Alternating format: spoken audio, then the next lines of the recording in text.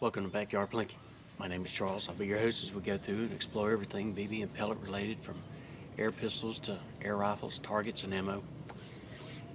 Had to come outside from the inside to avoid a confrontation.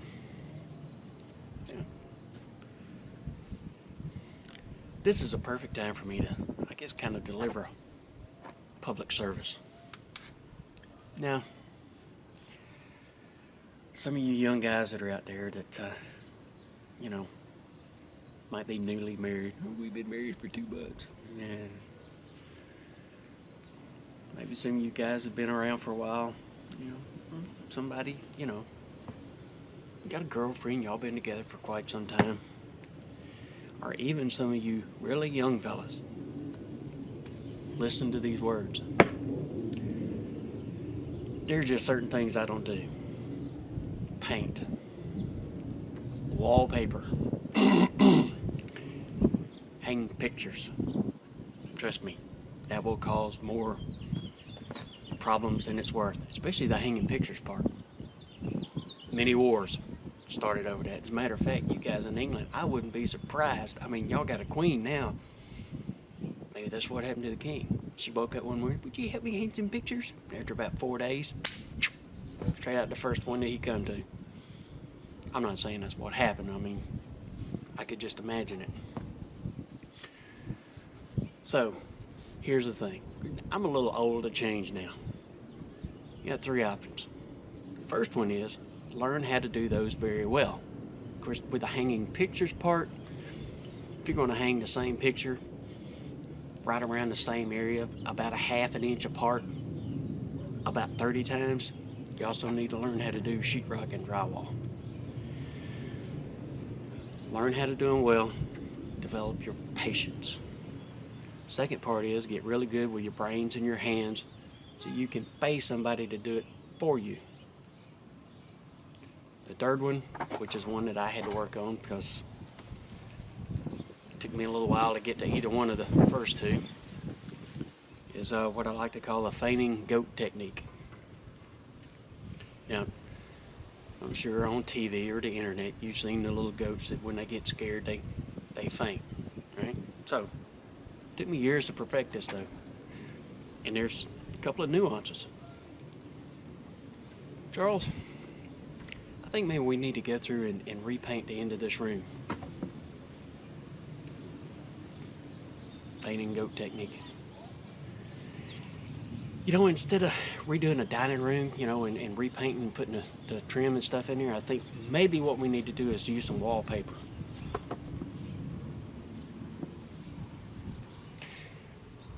Hanging pictures is different. You had to do an addition to it. So what you need is a fainting goat technique with a leg twitch. Otherwise, you might get caught up in something you can't get. Would you come in here? I bought this. I found this great picture over at so-and-so, and I'm going to go through it and just at least hold it up and let me look to see if that's where I want it.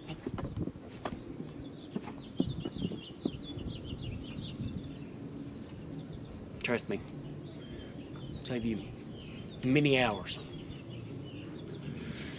and a lot of arguments that you will never win.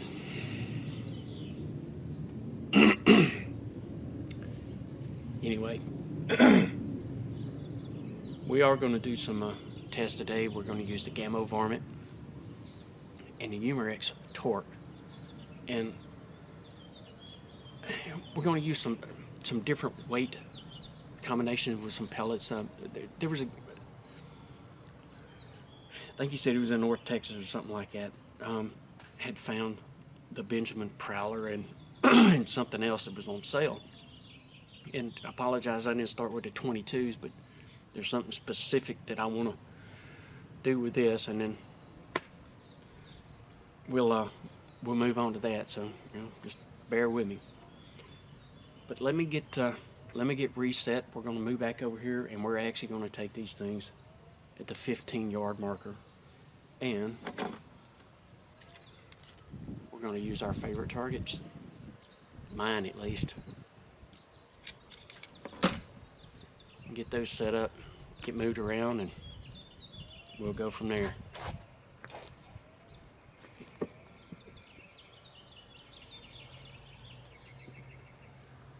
Okay, just going. Hang on just a second. Alright, so we're going to use the Gamo Varmit and the Umarex Torq. Now, don't forget the Varmit is a true springer in every sense of the word. It is a spring piston. So, we're actually going to use a solid instead of a slided wooden spoon. Now, I'm going to use, don't forget, it's an air rifle, but just like a modern firearm, you can actually get too heavy of a grain, which is really going to choke off the performance. You can get something that's too light. Yeah, it's really fast, but it won't be consistent. So trying to find a happy medium in there that has enough and enough accuracy is, and just because I do it with one of these doesn't mean that, it'll be perfect in yours. But what we're going to do is we're going to use the Crossman Destroyer, which is a 7.4 grain, some of the Gamo Tomahawk, which are 7.9 grain, and then I got some 9.57 grain from H&N Sport, which is the Extreme Hunter Piranha or something. So we're going to take some, if this thing will take all of them, try to put them all in the top. If not, I'm going to have to move down into the stem. The Torq will get a slotted spoon. So we're going to try to get some of the heavy stuff into the handle and then lighter ones across the top. Yeah. We're just looking for impact, so I'm not going to set up the other camera. But let me go down here and get these things staked out, and we'll take a few shots. Alright, we're going to use the Varmit from Gamo first. .177 caliber brake barrel spring piston. Yeah, I got my notes out here. A little low left at 15. Now, 9.57 grain Hunter Extreme, H&N Sport. Now, when we sighted all these things in and I wrote all this stuff down, we were using standard pellets. We're going to find out how far off the weight increase is. Well, together.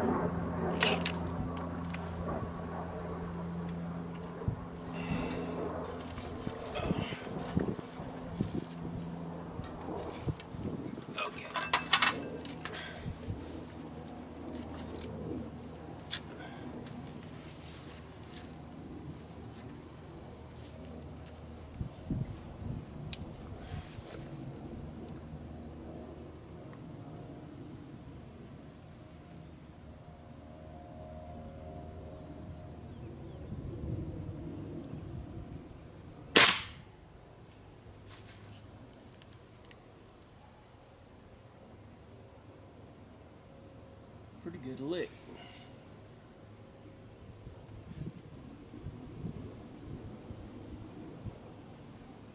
Alright, so let's do the Tomahawk, 7.4 grain from Gamo. Now, first shot is a little black circle that I drew. It's kind of up a little bit in there. We'll be able to see it. This one I am going to put a little lower and to the left, just so you guys know when I bring it back.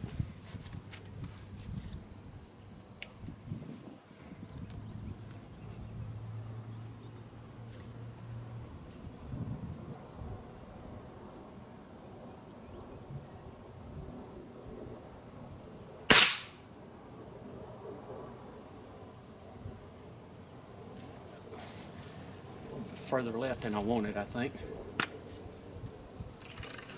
And finally, the Crossman Destroyer, which I think is 7.4 grain. And put this one down towards the handle.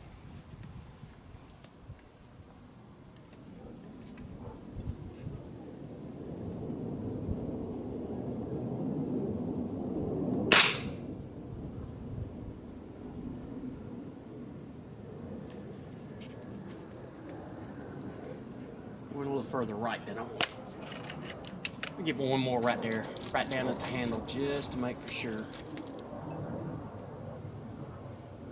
I'm old, my eyes ain't no good. Especially looking through a scope.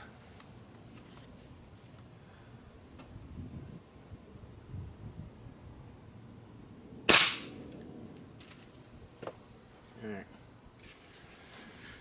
Let me go get this thing real quick. I'll take a look.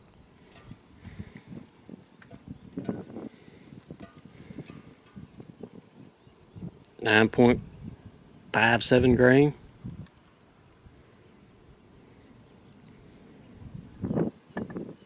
That was the Tomahawk. That one down there, that's the Destroyer.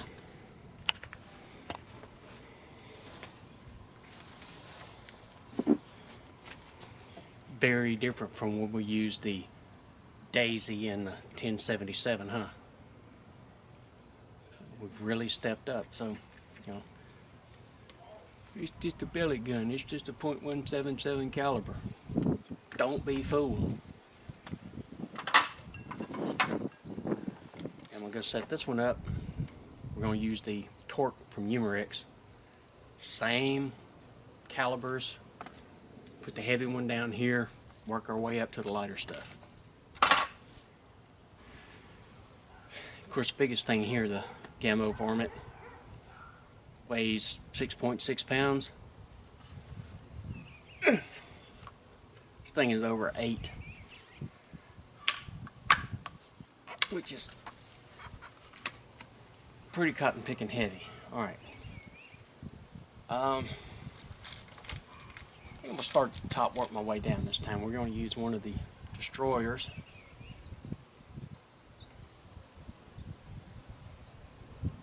In here.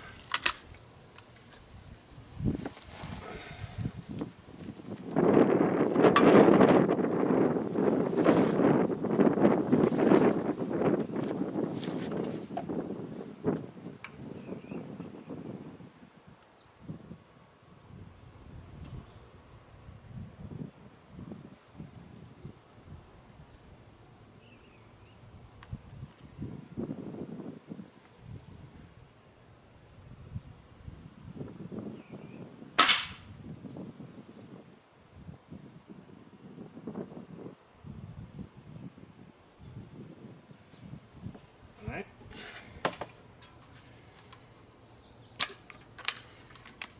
Now I'm going to move down the spoon. That's with the 7.9 grain Tomahawk Gamo.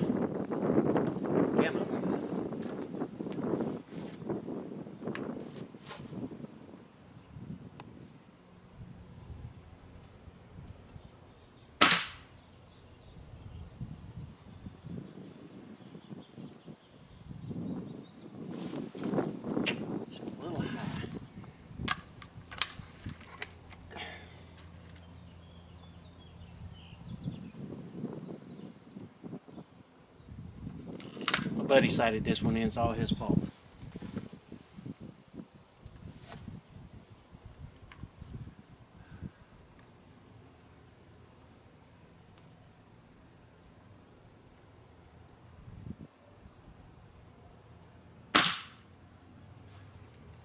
Alright. A little further down the handle where it gets a little thicker. 9.57 from H&N Sport. Precision Barracuda Hunter Extreme, it says.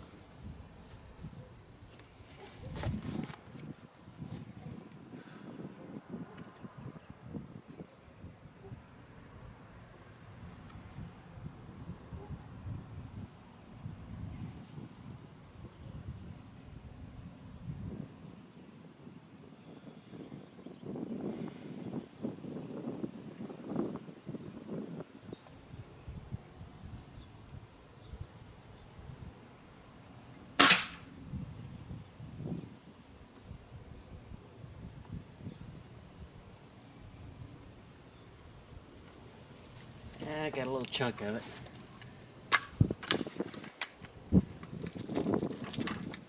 The handle of a spoon is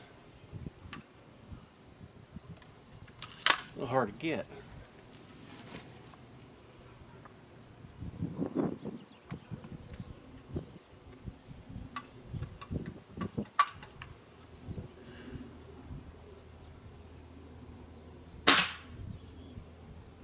There we go. I like that one better. Let me go get this thing. We'll take a look at it. That's the one from the Destroyer. The next one down is the one from the Tomahawk. And then down here, see, that was the first one that I wasn't happy with. That was my fault with the 9.57 grain.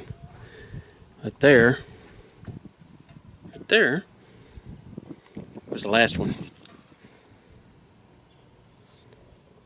Pretty thick spoon, huh?